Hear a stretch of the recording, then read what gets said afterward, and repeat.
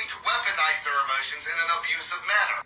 If women are more likely to weaponize their emotions in an abusive manner, then why do men commit vast majority of all school shootings and mass shootings?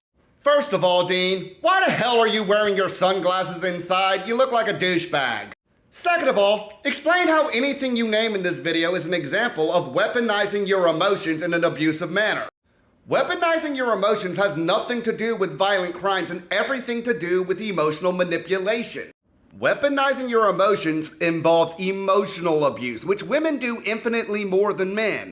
Gaslighting, therapy speak, inciting violence by playing the victim and getting others to act like you're flying monkey on your behalf. And no, flying monkey isn't just a casual insult. It's a legitimate psychological term, look it up.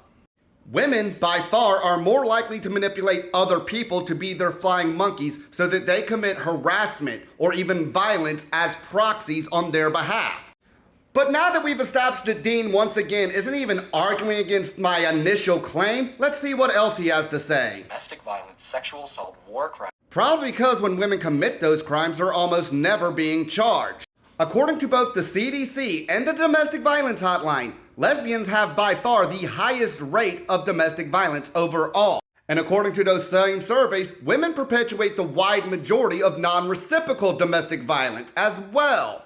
Meaning that the victim isn't fighting back, isn't defending themselves, and of course that's how it is, because men are taught from day one that they can never hit women, and that includes self-defense. But at the same time, that would also imply that a large percentage of the men who have been convicted of domestic violence were literally convicted for just defending themselves. But when it's his word versus her word, the police don't investigate, they arrest the man.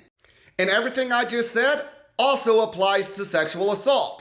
Male victims are not taken seriously when women assault them, so of course they're not being charged and convicted for it.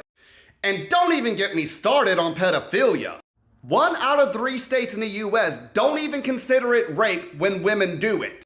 And there are even more states in the US that have standards in which a woman can molest a boy, wait for him to turn 18, and sue him for back child support. This is why you don't go based on the Department of Justice statistics when discussing gendered violent crimes. Women are not being charged, so they are unaccounted for in most cases. But when we go based on peer-reviewed research from the CDC and the Domestic Violence Hotline, it's not all that different.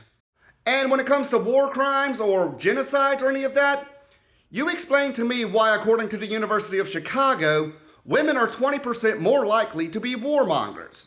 The only reason they haven't committed as many war crimes and genocide is because there haven't been as many women in power, not because they aren't willing to do it. Oh! You didn't even check the Department of Justice when you said that one. Women commit the wide majority of child abuse. It's not even close. Single mothers, in particular, commit the wide majority of filicide and infanticide.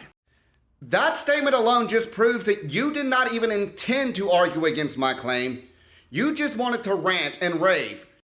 That just proves that you had no intention of actually arguing against my claim. You were just ranting off random acts of violence and saying, men do the majority of this, therefore men are the ones weaponizing their emotions, when that has nothing to do with acts of violence, or very little. The only correlation between acts of violence and weaponized emotions is when people are manipulated by others to commit acts of violence, and this is done by women way more than men. And if women were actually held to the same standard as men by the government, whether it's from legislators, the courts, or just everyday police officers, a lot of these crimes would be about 50-50, if not majority women. You may not know this, but I've worked as a bouncer at a strip club for over 5 years now. You want to know who commits the most violence at strip clubs? It's not the customers, it's the strippers. Majority of the time when I have to break up a fight, it's between 2 different dancers. So not only are women committing violent acts just as much as men, but they're committing them against other women as well. And as such, your refusal to even acknowledge that women are more violent than society wants to admit, or that the courts ever recognize, is actually hurting women too. You see, Dean, it's not that I hate women, it's that I think women should be held to the same standard as men. And the truth be told, I don't exactly blame women because they're not being held to the same standard as men.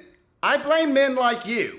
Because the reality is, A large percentage of women are willing to have these conversations. They're willing to call out other women on their BS. But there's no shortage of fuckboys like you who are willing to tell women what they want to hear to get laid. Kind of like your buddy Harry Sisson. Now, do me a favor and actually try to argue against the statements that are being made.